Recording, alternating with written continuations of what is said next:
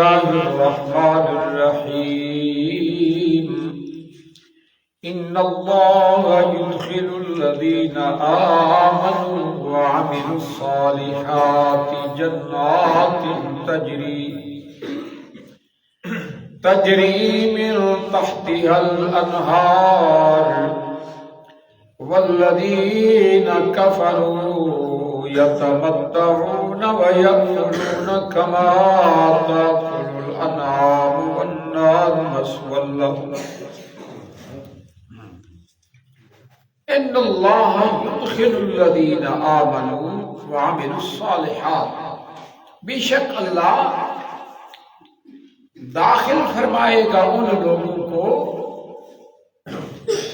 ایمان لے آئے وعملوا الصالحات اور نیک عمل کیے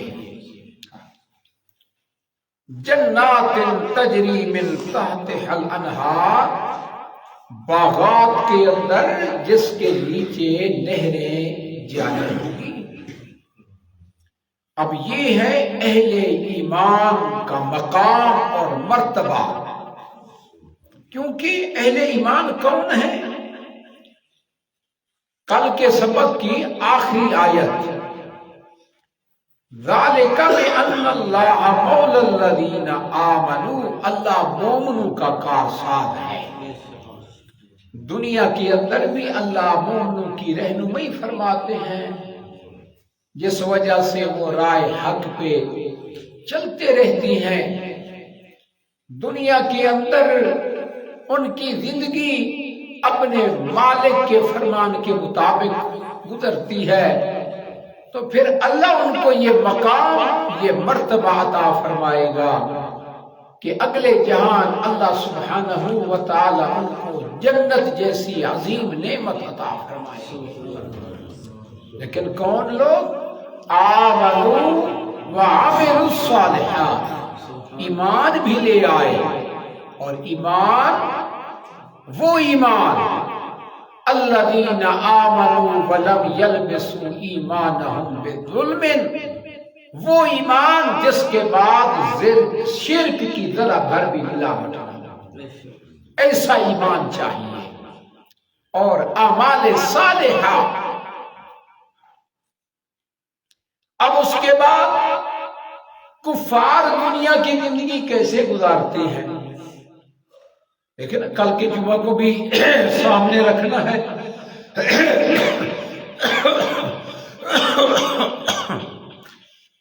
کہ روزے کے جہاں اور فوائد ہیں، روزہ ایک یہ بھی ہمیں سبق دیتا ہے کہ آپ کھانا بہت کم کھایا کریں، اور زیادہ کھانا استعمال کرنا حدیث پاک کی روشنی میں یہ کن کی عادت ہے؟ کافر کی عادت ہے، کیونکہ کافر 7 آنکھ سے کھاتا ہے۔ ایک کل کے نمک میں ملا رہا، سمجھے؟ دیکھیے فرمایا والذین کفروا، اور وہ لوگ جنہوں نے کفر کیا، یتمتعون، وہ نفع اٹھاتی، خوب نفع اٹھاتی ہیں دنیا کے اندر، وَيَأْكُلُونَ كَمَا تَأْكُلُ الْأَنْعَامُ، اور اس طرح کھاتی ہیں جس طرح جانور کھاتے ہیں۔ مٹی کہیں بیٹی ہوئے نا والی خبر کھنجے لوگ ہیں، اللہ معاف فرمائے۔ حالانکہ یہ تو نہیں سوچتے ہیں کہ اگر کھانا کسی اور کا ہے، پیٹ تو ہمارا ہے نا۔ حصی لوگ، ان کا پیٹ نہیں بھرتا، اللہ معاف فرمائے۔ فرمایا کہ اس طرح کھاتی ہیں جس طرح جانور کھاتا ہے۔ جانور کو آپ نے دیکھا ہوگا، دیکھیں اس آیت کو سامنے رکھے، جانور یہ دیکھتا ہے، اگر جانور کو آپ چھوڑ دیں، بندہ کھڑا ہے تو ٹھیک ہے، اس کو چھوڑ دیں، وہ یہ دیکھے گا کہ یہ گھاس میرے مالک کا ہے یا کسی اور کا ہے، میرے لیے کھانا ٹھیک ہے یا غلط۔ جانور جو ہوا وہ ہر چیز کو منہ مارے گا، اس طرح ہوگا کہ اور یہ جو بے دین ہوتا ہے یہ نہیں دیکھتا کہ کم کھانا ہے زیادہ کھانا بس کھائے رکھو، یہ بھی نہیں دیکھتا میرے لیے یہ حلال ہے یا حرام ہے، یہ سود، یہ شراب، یہ حرام چیزیں، وہ نہیں، بس کھاؤ پیو۔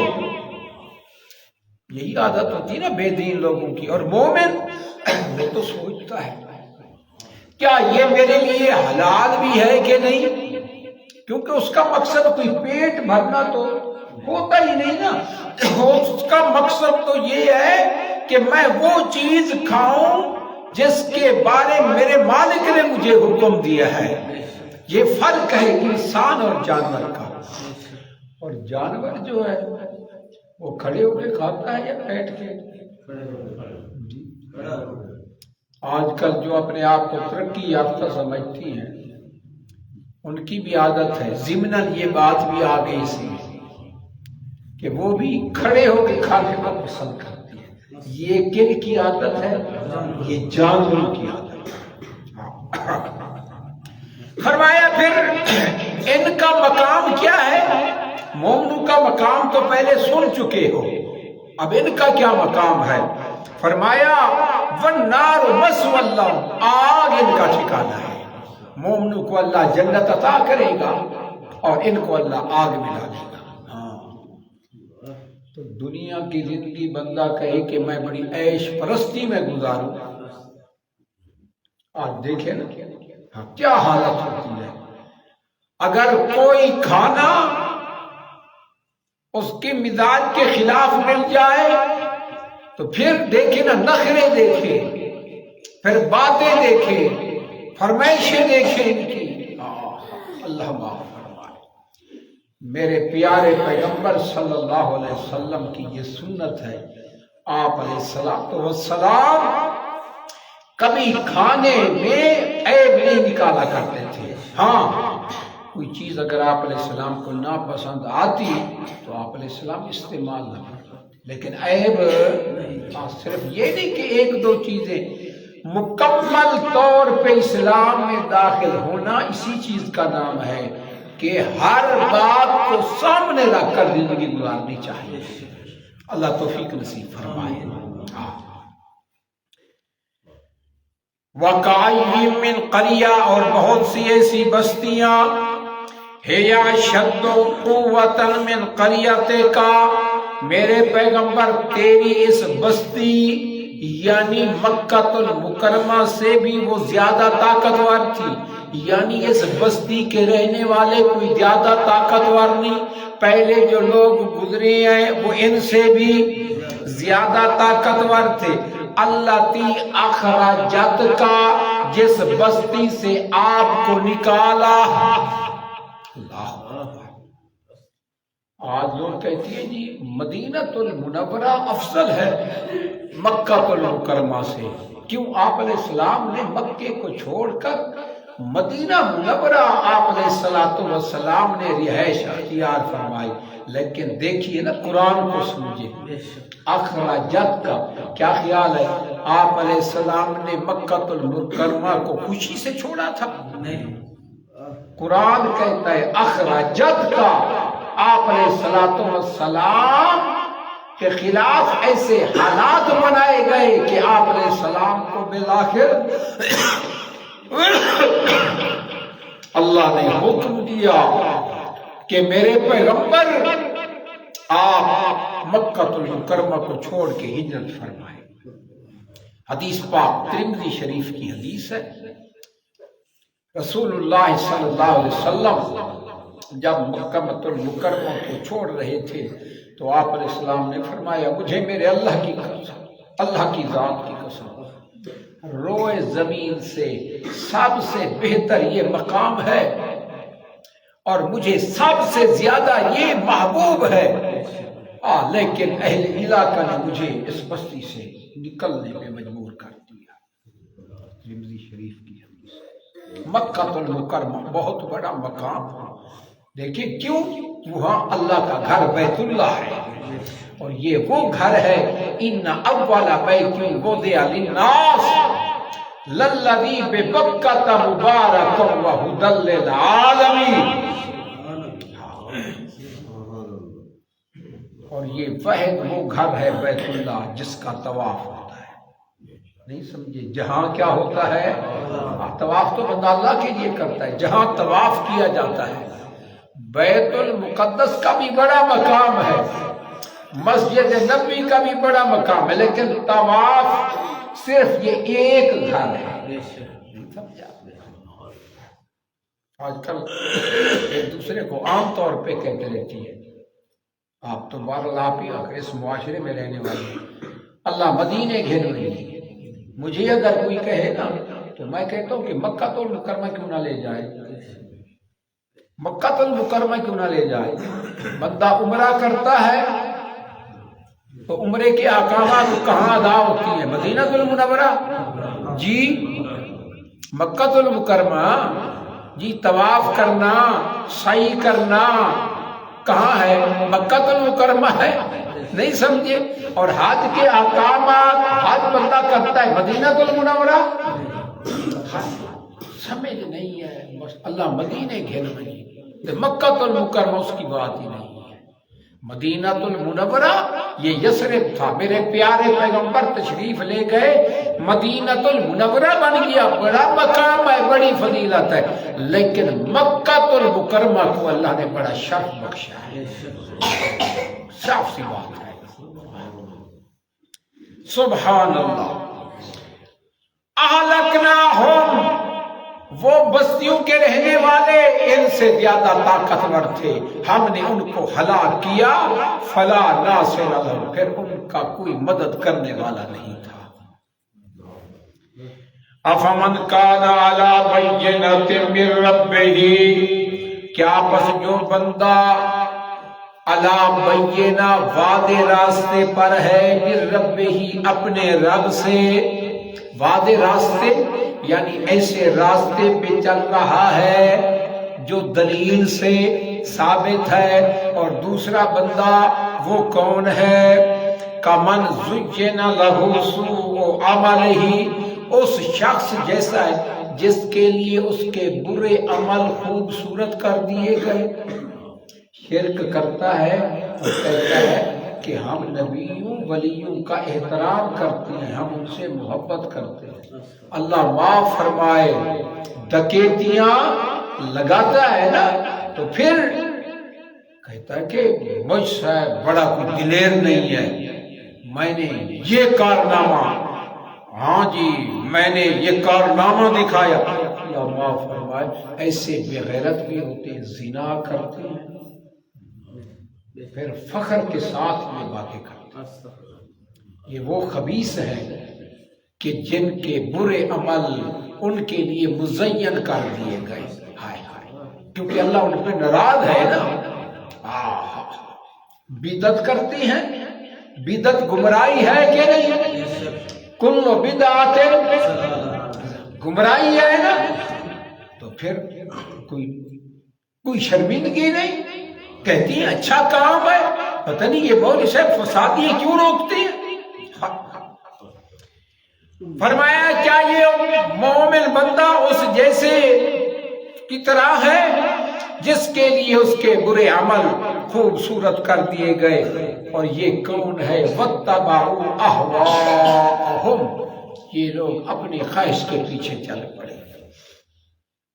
مثل الجنت التی وعد المتقون, حال جنت کا التی وعد المتقون, جس کا وعدہ دیا گیا متقین لوگوں کو.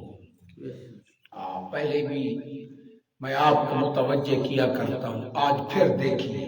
پہلے آیا آمنوا وعملوا الصالحات, اور دیکھیے یہاں جنت اللہ نے کن سے وعدہ کیا ہے؟ متقین لوگ ہیں. اور متقین کون ہوتی ہیں؟ جو نماز نہیں پڑھتے. متقین وہ ہوتے ہیں جو برے کام کرتے ہیں.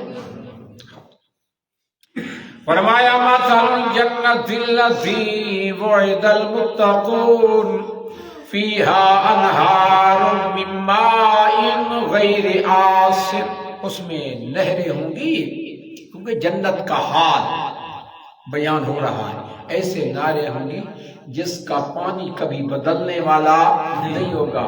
دیکھیے نا پانی ہوتا ہے نا نہر کے اندر پانی، اس کے اپنا ہوا، اس کی ہوا اس میں فرق آ جاتا ہے، اس کے ذائقے میں فرق آ جاتا ہے، اس کے رنگ میں فرق آ جاتا ہے. لیکن یہ ایسی نہریں ہوں گی جس کے ذائقے میں رنگت میں کبھی کوئی فرق نہیں آئے گا. اور وَأَنْهَارٌ مِّن لَبَنٍ لَمْ يَتَغَيَّرْ طَعْمُهُ، اور ایسی نہریں ہوں گی دودھ کی جس کے ذائقے میں کبھی کوئی تبدیلی نہیں آئے گی. اگر آپ خالص دودھ رکھ لیں تو پھر کیا ہوتا ہے؟ اس کا ذائقہ بگڑ جاتا ہے، بلکہ دودھ کیا ہو جاتا ہے؟ خراب. وہ تو تھنوں سے نکلا ہوا ہے، یہ کوئی تھنوں سے نکلا ہوا تو نہیں. اور دودھ کی نہریں چل رہی ہوں گی، دودھ کی نہریں چل رہی ہوں گی. سبحان اللہ، سبحان اللہ اکبر، اللہ اکبر. فرمایا وَأَنْهَارٌ مِّنْ خَمْرٍ لَذَّةٍ لِّلشَّارِبِينَ، اور شراب کی نہریں پینے والوں کے لیے جو لذیذ ہوگا. ایسا شراب جس کے پینے سے نہ سر میں درد ہوگا اور نہ بندہ بہکی بہکی باتیں کرے گا، کیونکہ یہ شراب اور ہے، وہ شراب اور ہے.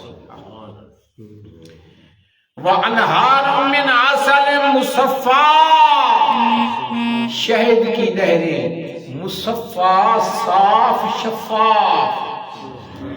یہاں آپ شہد، جب بندہ کسی شہد کو اتارتا ہے، چھتے کو اتارتا ہے، تو اس کو صاف کرنا پڑتا ہے شہد کو. لیکن وہاں شہد ایسی ملے گی جس کو صاف کرنے کی ضرورت نہیں، وہ صاف شفاف.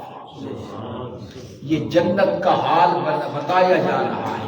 لیکن جنت کن لوگوں کو ملے گی؟ جو کون ہے؟ متقین ہے. اللہ اکبر، اللہ اکبر. وَلَهُمْ فِيهَا مِن كُلِّ الثَّمَرَاتِ، اور ان متقین کے لیے اس میں ہر قسم کے پھل ہوں گے. وَمَغْفِرَةٌ مِّن رَّبِّهِمْ، اور ان کو رب کی طرف سے بخشش حاصل ہوگی.